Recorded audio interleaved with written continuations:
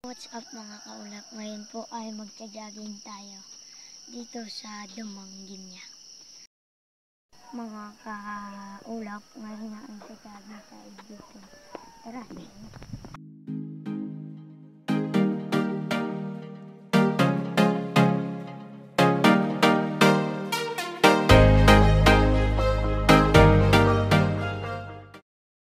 Yung tito, yun ako.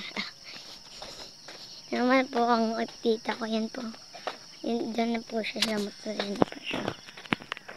Yan na po siya. Dyan napagod na po kami. Papahinga na lang kami. View sa Palawan. Ano mga guys. Yan po ang view. Diba? Astig ng view no sa Palawan. Yan po. Palawan yan. Basta makita niyo yan yung bundok niyan.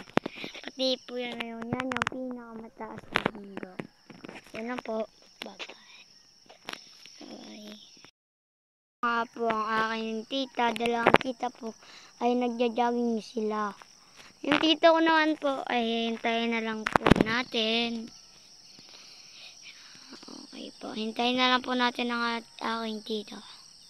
Okay po. Tito ko, nakapunta na po siya dito. Ano po siya, lumalakad. Lumad-jogging siya. Ano po siya.